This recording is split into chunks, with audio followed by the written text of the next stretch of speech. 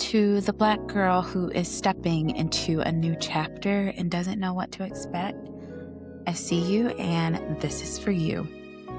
Welcome back to the Black Girl Scene podcast, where we discuss all things being seen, known, and loved. I am your host, Kaylin Wilson, a licensed clinical social worker and therapist in Atlanta, Georgia. If you're new here, this is the last episode of our Black Girl in Bloom series for March, starting off the spring of 2026. And we've talked about being a Black girl in hiding. We've talked about being in mourning and navigating grief of change.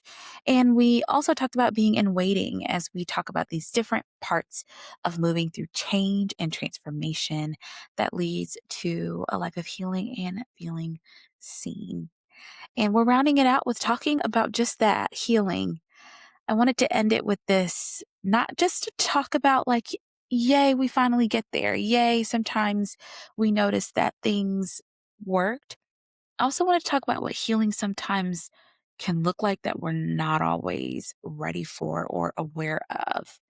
So we're going to talk a little bit about what healing looks like, what it is, what it isn't, and also some ways to show up in that season once you realize I'm kind of getting there and I want to know how to show up in this space in a way that makes it stick. So let's get into it. So this week, and I hope you ask yourself the same question, how am I allowing myself to be seen? For me to answer it, something else that I know, and I mentioned in the past episodes, if you haven't listened to it, please go listen, is that this series on being in bloom and going through change was really connected to some things that I've been experiencing in my life. And so as I started to move through my process and noticed that I felt like I was experiencing some change, some breakthrough even, I realized a way that I could allow myself to be seen is to acknowledge how far I've come. It's so easy to think about where we have to go. It's so easy to think about what we're not doing right, what's still wrong, what we still need to grieve, what we still need to learn. And it could feel like we're just starting from zero. It could feel like we've done nothing over this time, if I'm speaking for myself. And I hope that others can resonate if that's how you feel. And I realized that acknowledging my growth is so important to more growth. Giving myself credit for what I've actually done is going to create an experience of, number one, internalizing it. Because if I don't ever give myself a chance to connect with the fact that I've actually done something, it can be really hard to keep doing it. And sometimes it's not really that we need to do more, it's that we actually need to acknowledge what we do. And that feels so parallel to even our relationships, right? Sometimes we just keep feeling like, do I have to do more and more and more for them to get me? And it's like, no, they need to see what you're already doing. And so sometimes we repeat that process in ourselves. So that's something I'm working on, and I want to offer that up to you. And then we're going to talk today about some of those other things that we don't always pay attention to or make room for in our seasons of healing. So what is a season of healing? I think it's different for everyone. I think that if you notice that things are changing in your life, if you notice that things feel closer to what you've set an intention for, or it feels like something's less heavy, something's not weighing on you as much, you're experiencing healing. And I wanted to frame it that way because I think too often, again, I've named throughout this whole series, we overemphasize the end. We think that it's just the moment when, quote unquote, everything comes together, and we just don't give enough weight to the things along the way. That can be really damaging to us in our therapy processes and our healing processes, because if we think that healing means that we're done and we're, quote unquote, fixed or nothing's wrong with us anymore, and then, oh, we are in for a treat. And I mean that sarcastically because, number one, we're never done. Like, I think that we're all always learning so many lessons about how life goes, who we are. I mean, and no one's perfect. All those things, we know those things, but I do think we still trick ourselves into thinking that I'm going to arrive one day. I also think that sometimes we don't necessarily, it's not that we truly believe that we arrived at healing, but we sometimes think that healing only looks one way. Things that feel recognizable, we think we healed once we're in a relationship or once we're married. We think we healed once we got the job. We think we healed once we have the body. I don't think there's anything further from that truth. And I mean that lovingly. And I think for those of us who are in those seasons, I see you, I celebrate you. I also think that a lot of us can probably name or connect with people who are in those spaces, and we would not necessarily consider them to be healed. Lovingly.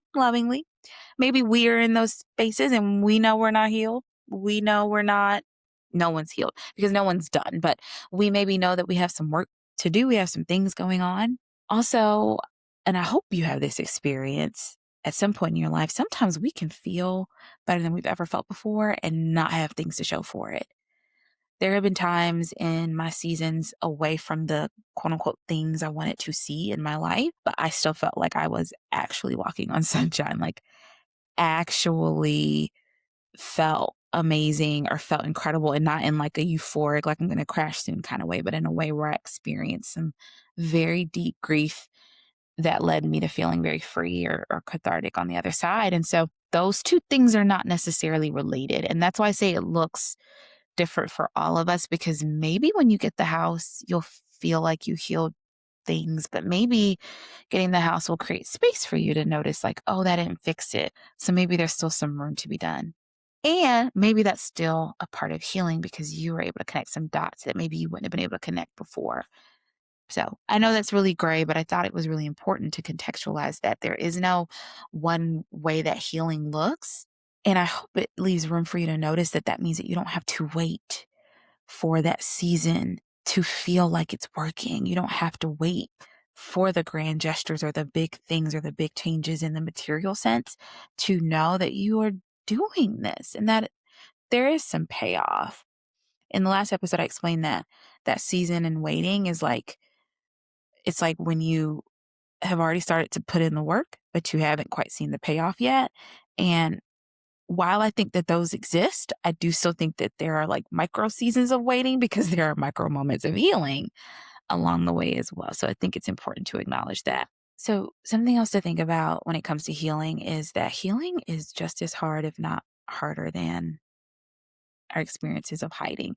So I'm just going to use that as the counter thought. Not that it's truly either hide or heal. I don't think binaries exist in general, but I do think that we can contextualize it across the spectrum of, am I kind of showing up in avoidance behaviors and resisting change, or am I working to actively change and be seen and exist differently?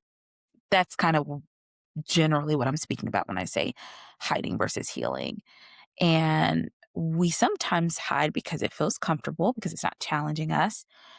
But we think that healing means that it's just going to be rainbows and butterflies and all these fluffy, happy, soft things. When in reality, sometimes healing is literally like getting in the booth. Like it's literally like, it's almost like everything else up until this point were the warm ups, and now you're actually in the game. So healing is not necessarily just this soft experience. Like healing can be it can be the conflict. It can be the argument. It can be the walking away from a relationship. It can be completely leaving an old life to step into a new one. That is your healing. So that's why I was saying, even though I broke this series down into parts, it's by no means are these like 4 steps to healing or like 4 steps to change. This is more, here are some general experiences that you'll have along the way. And you might be having them all at the same time, depending on how you feel. So it felt really important to me to name, like, in healing, we don't stop being triggered. We just built the capacity to hold it. We don't stop needing people. We just get better at asking for help. We don't stop needing rest. We just get better at allowing ourselves to do that. We don't stop crying and processing. We just get better at noticing what we need and actually giving that to ourselves. Healing is active. Healing is really about showing up in the change, and that change can be really hard. I do think it can get easier. I do think you can get better at it. It's important to really contextualize that discomfort is a part of the process, that showing up in moments that don't necessarily feel good is just as a part of the process as the moments that do. Again, it doesn't mean that nothing's ever going to feel good. It doesn't mean that you're just going to be setting boundaries all the time. I think, or boundaries that feel challenging rather, because we are setting boundaries quite regularly. And, this could be a great time to make sure that you're listening to some of the past episodes on things like setting boundaries and actually acknowledging and stepping up into some of these changing behaviors. And it's not a black or white thing. It's not that it either hurts or it feels good. It's more that we want to leave room for knowing that having had an experience of healing does not absolve us of pain or discomfort. it really just means that we're now doing the work. Like to liken sometimes healing to physical therapy. I actually really don't like physical therapy. And I don't know if it's because I'm just always in physical therapy because I'm always injured, but physical therapy really drives me insane. But I think it's because I think if you've not realized this about me now, I'm a pretty impatient person and I don't really love waiting and not getting there and doing the busy work in the middle. We talked about this in the last episode. And so much and I think it just always surprises me when I go to physical therapy and I just like would rather get a massage or something or some ice. But then they're like, here, go do 10 squats or monster walks. And I'm like, what is that? Am I working out? What is this? And it's like, yeah, yes. In order to strengthen the muscles to help reduce your pain, you have to actually work out the muscles, which will involve some pain. And so the idea that like almost there's pain or discomfort in the process to the relief, that is really hard for us as humans to sit with, but it's so important to do that because once you embrace that, it's different. So now when I go to physical therapy, I know what I'm in for and it feels different. And I'm also able to show up in it more fully and I can tell when it's working. And I can also tell when I need to pick up on it because I can tell when it's not working too. So that's a little bit of a silly, but very real example, I think, because when you are literally practicing saying no when you never were allowed to do that, that is healing. That is hard to actually know what you're feeling and what you need. That is scary. When you are learning how to actually express your needs to other people, when you are opening your heart to love for the first time, when you are trusting yourself with the positions in life that you actually want to have, when you are allowing yourself and working toward the financial situation that you've been wanting, like these things are big and they're hard and they're scary, especially when they're new to us. So I don't want us to discount that when we show up in those moments and there's a lot of work involved and a lot of discomfort involved, that that's normal, that that's expected, that that's not a sign that you're struggling and it's not a sign that you're not healed yet because being healed yet doesn't really exist. And it's not about that. It's more about have you honored the process of returning and grieving, of connecting with what you actually need and want, what your intentions are, and you show up in the change. And there will be moments where you could say no and you don't think twice about it. There are some things now that I do without thinking as much about that a version of me 5, 10, 15 years ago would never, would never. She would never. She would literally never. And I have to, and that's why I named in the beginning of this episode, we really get to honor that. We really get to honor that there's a version of me who exists right now who can do that now. That's healing, even if I know that there are versions of me in the future who will have new skills that I'm currently working on today and that they're not quite refined yet. I hope this breaks up some of the pressure around what healing is supposed to look like as well. I do think that there's just so much pressure to do things a certain way. I've actually really loved so many of my therapist folks out there who have been very real on the internet about how much we're human too. Like life's just hard and we're not perfect and no one is and no one has to be. I think that's just such a beautiful and important part of this because even growing up, I knew I wanted to do mental health work. I knew I wanted to do healing work, but I literally thought I had to be like a retiree age, like 60, 70-year-old wise woman sitting in a big old couch in order to do this work. And for some people, that's exactly what you need. And shout out to those senior and tenured therapists out there who are holding it down because I know you're doing some beautiful work in this time in your life. And I think some of that is just this depiction of like you're supposed to just be wise and perfect and low key not have a life. Like when we leave the office, you still in that chair, like just like the teacher effect. I didn't know you had a life outside of school, right? Like I think there are ways that society splits us. And I don't think this is just unique to therapists. I think in so many of our roles, we get split as like you're supposed to be figured out over here and then you can only be messy over here. And for some of us, you can't be messy anywhere, which is like usually like what Black women, right? Like women of color, women who just women, there's just no room for error, right? Conceptualizing your healing around this is where I just show up in the work versus this is where I'm supposed to be done and fixed and perfect, that changes the pressure of where you're supposed to be because you're always just where you're supposed to be now. You're supposed to be here in this body, in this moment, in this life. That's where you're supposed to be. Again, preaching to the choir. I say that often, but I mean it, especially this month. Like, welcome to my diary in podcast form. And like, I really think it's important that if we can detangle the idea that healing means we are evolved and zen all the time from the reality that healing is really that we still feel things, we still show up in things, and we grow through that. And so much of our healing shows up when we can actually do the work that we've been building the capacity to do, that we can actually regulate our bodies when it gets dysregulated, because it will get dysregulated. But we can celebrate the fact that I have tools to regulate now, and I have tools to do it maybe in shorter time frames or more gently or in ways that doesn't have as many unintended consequences. Like, all those things are forms of healing worth celebrating. So if you've been doubting your healing because things are still hard or it doesn't look a certain way, I hope you don't. I hope that you now can reframe for yourself just how much healing you've done and continue to do.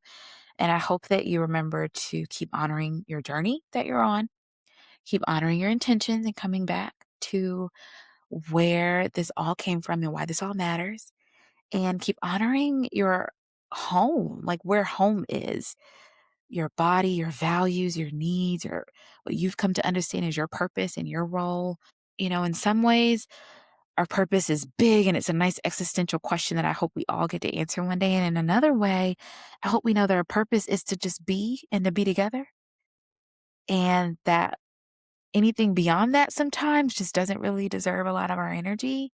And that you can give yourself some permission to orient around that, in addition to the parts of you that you know are unique and are about your own personal healing journey.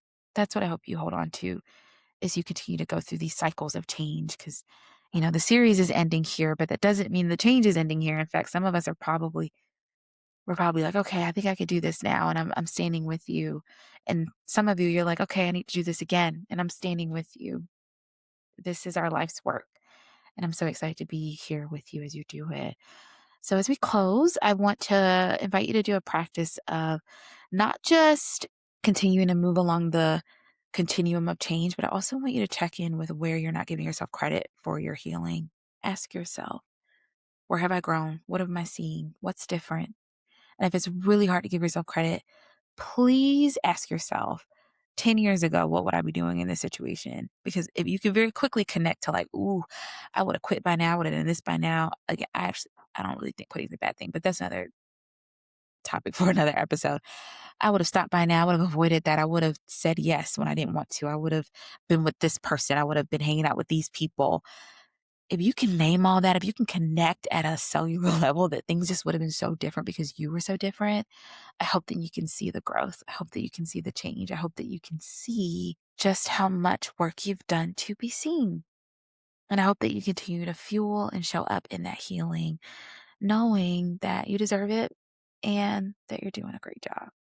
If you like this episode or this series, even this whole month, please don't forget to like, subscribe, share, and rate the podcast, and make sure that you find me on YouTube. And please remember to subscribe to the Scene Sunday newsletter, where I share a little bit more about each episode and maybe offer some tidbits so that you can really map this out and make this work real. And don't forget to share the love. Share this with a friend, someone who needs it, and save it so you can come back to it when you need a reminder and a good hug. And to the Black girl who has been saying yes on this journey of change all along, I see you and I continue to wish you a season in bloom. Thanks for being here. Thanks for tuning in to the Black Girl Scene podcast. This podcast is meant for information purposes only and is not meant to substitute for medical advice. Although I'm a licensed therapist, this podcast does not establish a clinical relationship with you, the listener, nor does it replace a relationship with a licensed mental health professional. For more information and resources on finding a therapist or support, please visit www.blackgirlscene.com/support.